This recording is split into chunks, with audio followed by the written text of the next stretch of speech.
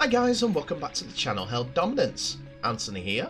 Please remember to like and subscribe, and also click that notification bell if you're enjoying what you're seeing, and if you want to see more.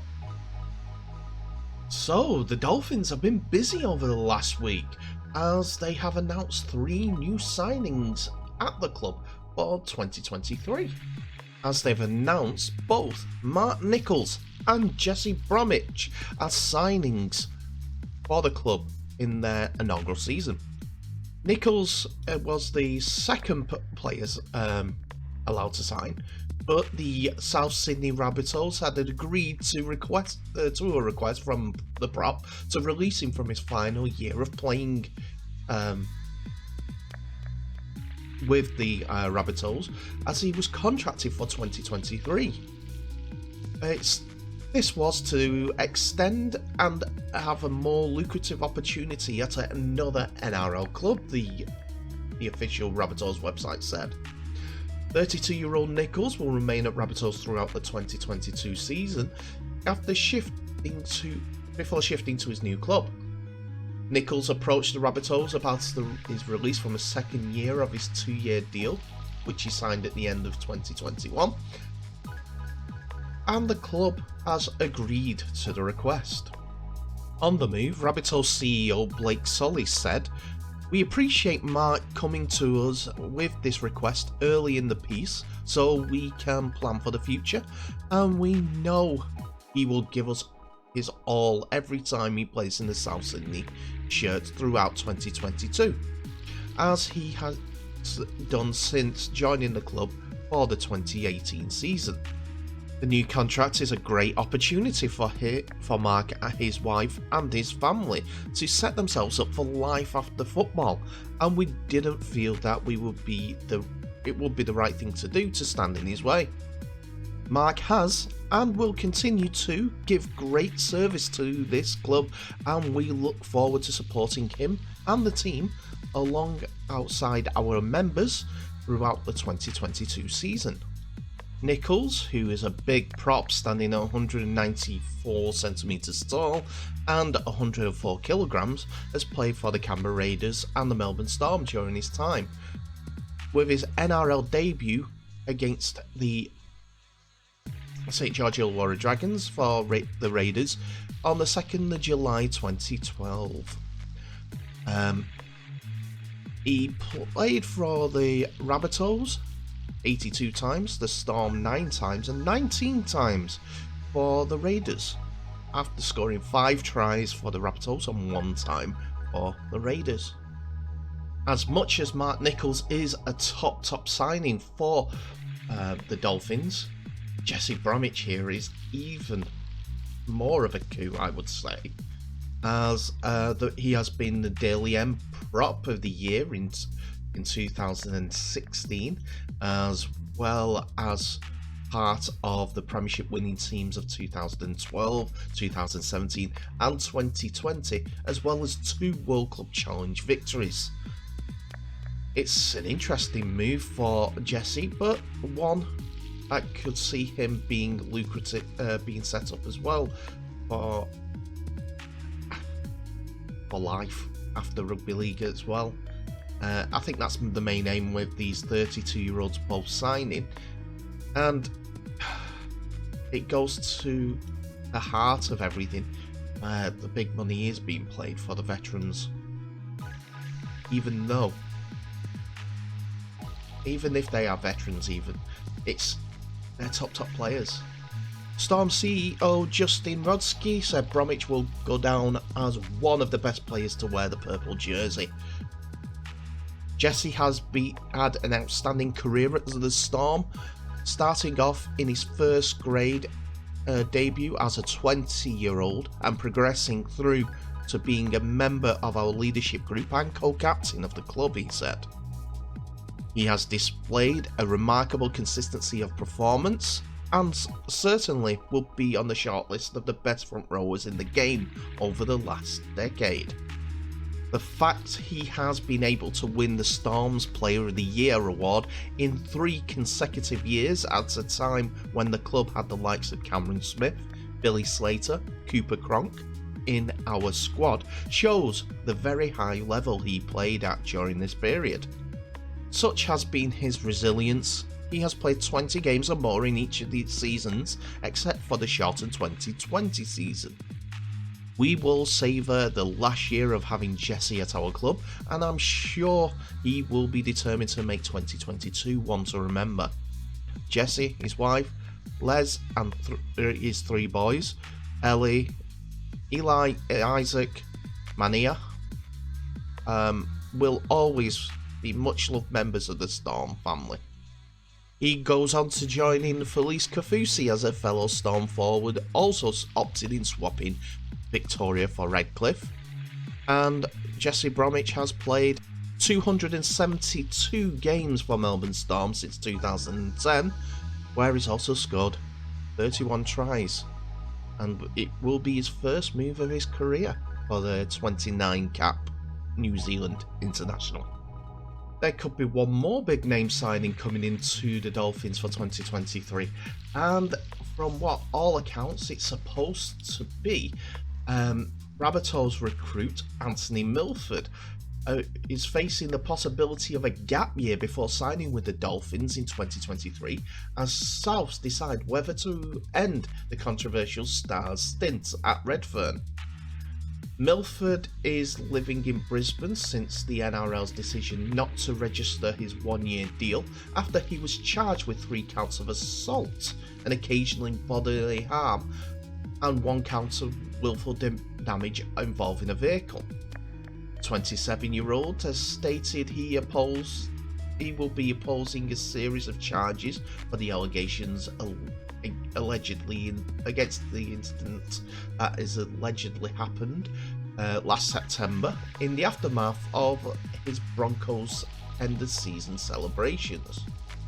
However, it appears that the ex-Broncos $1 million man's time at the South will come to an end without him playing a game for the club. Milford has undertaken his own training programme outside of Sydney, and should Souths choose to cut ties with him, the Dolphins are looming large as a potential suitor for his services as well. The 193-game veteran has a close relationship with Dolphins head coach Wayne Bennett from their time together at the Broncos, and Milford, if he parted ways with the Broncos,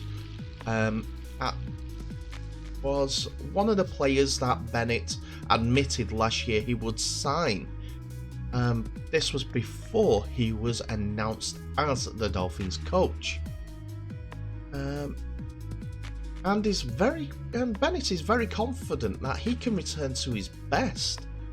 After signing with the Rabbitohs, Milford stated his desire to return to Queensland in the future after he gets his career back on track at South Sydney.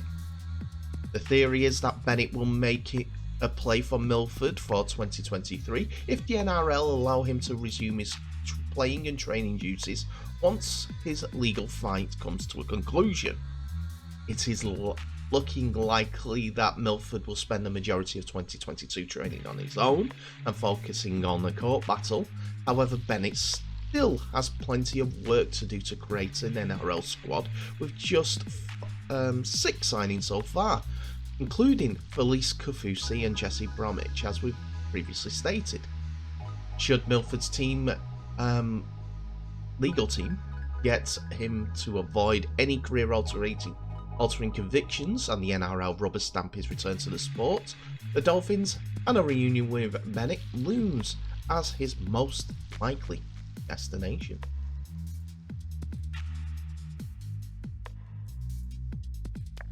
So 2022 has been announced as the year that the Combined Nations will take part in a match against England for their preparations for the delayed Rugby League World Cup.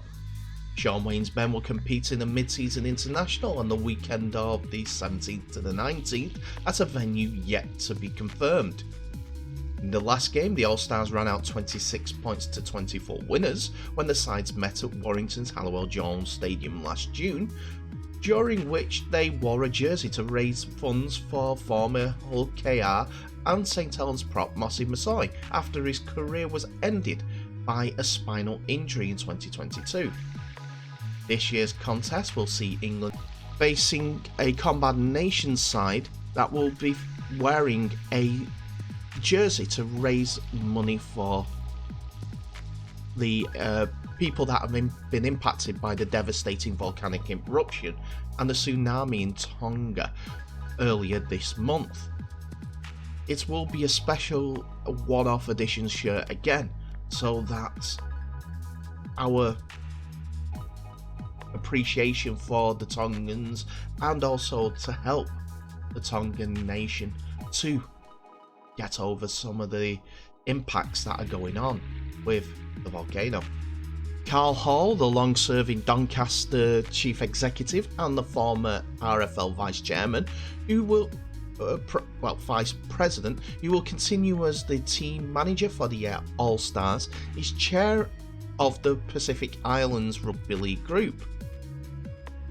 This is a great gesture, said Hall. Tonga has become such a force in rugby league in recent years, with the incredible run to the semi-finals of the last World Cup in 2017, and there have been so many great Tongan players of Tongan descent who have come over to play for the English and French clubs.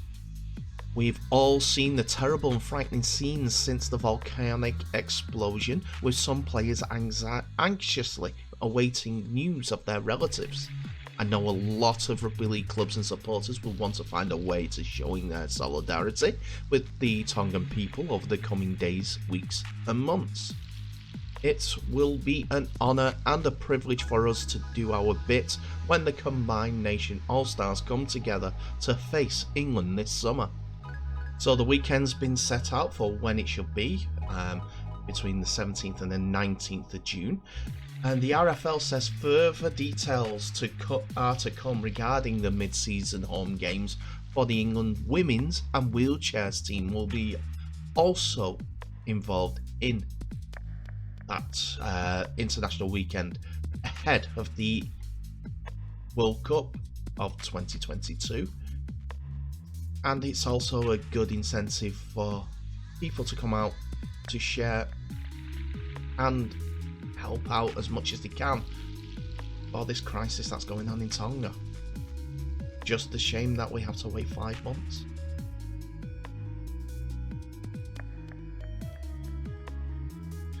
So we end today in a story that actually shocked me, to be honest, and involving Keighley Cougars, a club with 130 years of history and has almost been made extinct 3 times during the last 20 or so years, with the new club being formed as 2001, Keighley Cougars 2001. Keighley Cougars Rugby League Club has revealed that one of its directors was the serious victim of an attack which has left him in hospital for almost 2 months. Mick Smith, who took over as one of the directors of Keighley Cougars back in 2019 with former owner Mick O'Neill, who is 71-year-old, helped to save the club from liquidation 3 years ago, but was in his Ilkley home with his wife Judith when he was attacked on November the 29th last year. At the time of the attack, West Yorkshire Police appealed for witnesses but did not disclose the identity of the victim. Now the club has revealed Mr. Smith was attacked by an intruder during an aggravated burglary, which left him suffering serious head injuries. From the club's website, the club is issuing the following statement on behalf of the family of Cougar directors Mike Smith. At the end of November 2021, whilst at home with his wife Judith, Mike was attacked by an intruder during an aggravated burglary and sustained a serious head injury. He has spent many weeks in Leeds General Infirmary and has recently moved to the Airedale Hospital to begin his rehabilitation. At present, there is restricted family-only visiting, but we will keep you updated on his progress. We would like to thank everyone who has sent well wishes and messages of support, which have been a great comfort to our family. We have passed on all these lovely messages to Mike, and they have been very warmly received. If you have any information regarding this incident which could help the police with their inquiries, please contact Bradford CID on 101, telephone number, quoting reference 132 1061 7209. This is abhorrent, totally abhorrent, and I don't know what to say apart from get well, Mike Smith. Hopefully you, your family, your friends and the Cougar fan base can all rally and we see you back at a rugby match in the future, because you're all part of the rugby league family. Get well soon. If you want to send on your best wishes, you can do that on Twitter at Cougarmania, or to contact Keighley Cougars directly.